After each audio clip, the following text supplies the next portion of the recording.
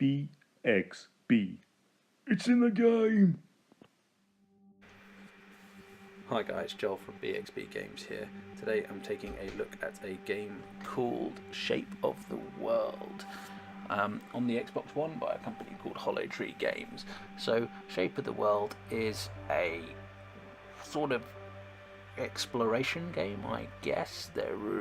You've got a world that's broken down into sort of various sections that flow from one to the other, and as you move through this world, the world reacts to your presence per se, in the sense that moving forwards, trees may grow, the ground may shift and change shape. And most visually striking, obviously, is the colours. Now, the video you're looking at the moment, the game isn't this washed out. It starts that way, but as you progress through the game and you make your way through these various portals, the colours in the world shift between these actually really quite beautiful contrasting sets of colours. I'm assuming there's some colour theory that's backing this all up. The game is, after all, the brainchild of an ex-Gears of War 4 visual effects designer called Stu Maxwell, if I recall correctly. And that's essentially it. The game's designed very much that you take it at your own pace, and you just travel through these sort of beautiful, well-coloured, kind of imaginative, I want to say playful, but there is not that much interaction that you can do in the game. There are some collectibles. You can collect these seeds, and with these seeds you can plant trees around that will grow, and you can also destroy trees, which seems to give you some sort of movement boost to help you move through the world faster if you desire. And you travel from one location to the next, leisurely trying to either, you can visit all the portals if you wish, or you can just find playfully your way towards the end of the game.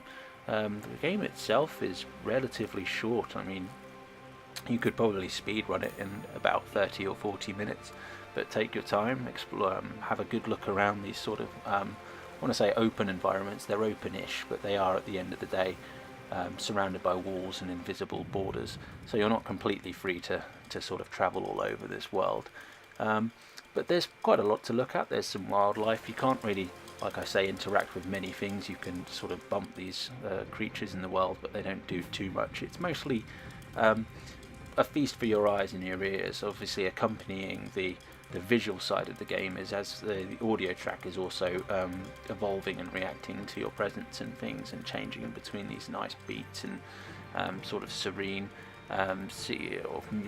melodies that really actually complement what's going on visually quite well. So it's one of those games where you just want to sit back, put your legs up, and just relax and enjoy. So I'm not really sure what else I can add to it. I suppose I should probably start talking a little bit about what I thought of the game. So yeah, I quite enjoyed it. I quite enjoyed my brief time playing through the game.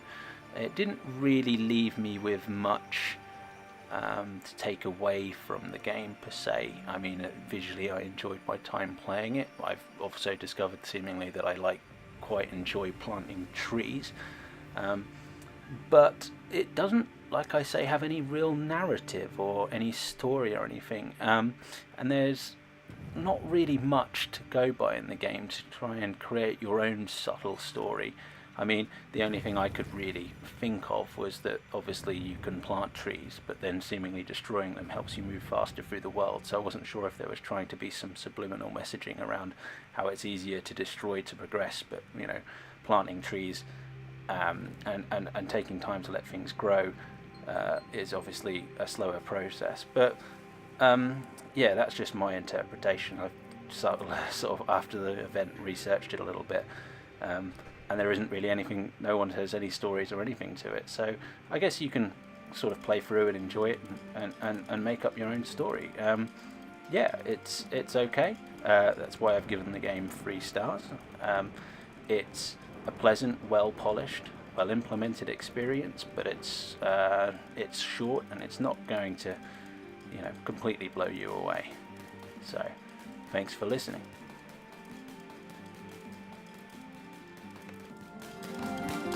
BXB. It's in the game.